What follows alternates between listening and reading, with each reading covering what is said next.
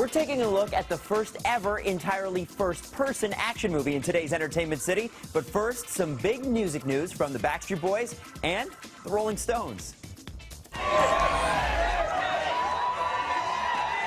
For the first time since 2005, the Rolling Stones are planning to release a new album. Guitarist Ronnie Wood says the band is on a blues streak and hope to have new music out before the end of the year. The music icons took the red carpet in London last night for the launch of the exhibition focusing on their 50-year careers. We'll never give up. They'll have to shovel us in the grave, but we feel like we're still evolving. We're still going and we're still trying to push boundaries of that.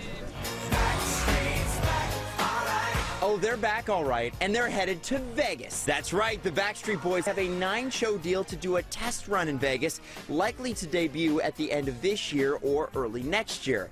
And the show could include some new tunes. The guys say they're working on a new album, too. The Vegas shows will be a part of the 130 dates the boys will be performing during their upcoming world tour. Yep, a new album, new tour, and, if it goes well, an extended Vegas residency. Henry, we want your technology. How do I tell you? It's a generational film. It's something that's born from this video game generation. Hardcore Henry is about to take you on a wild ride, unlike any cinematic experience you've ever seen before. Terry Hart found out how Henry will win you over, even though you never actually see him.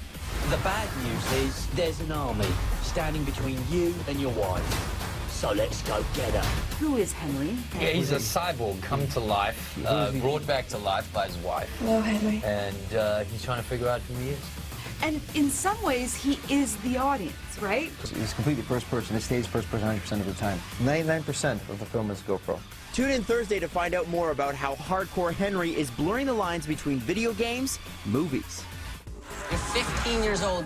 Stand up for yourself once. It's sort of got like a Lord of the Flies meets Dazed and Confused vibe to it. Sleeping Giant has been heating up the film festival circuit since its debut. We've been following the flick from its premiere at the Toronto International Film Festival all the way to the Palm Springs Film Festival. I'm going for a hug. Thank you so much. The coming-of-age story is set around the shores of Lake Superior and is writer-director Andrew Cividino's feature debut. He tells us about making an unabashedly Canadian film.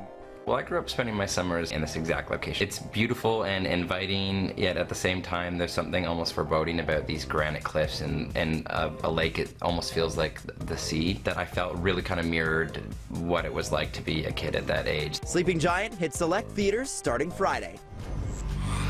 Today's the day.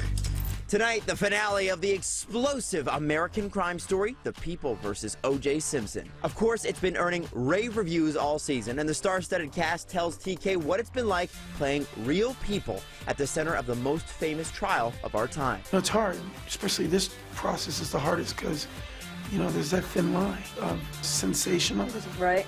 But I think projects like this are important for society. And this piece was a real examination of that time period in America, 1994. The race relations with LAPD and whatnot. And watching Cuba Gooding Jr. play O.J. Simpson, what's your reaction to that? I think he did an extraordinary job, and some of those scenes we had together were quite challenging, but we just went for it. You know, you can never judge a character, because once you see him as a saint or a villain, then you miss certain colors of his personality. See the verdict come down on tonight's finale, only on FX.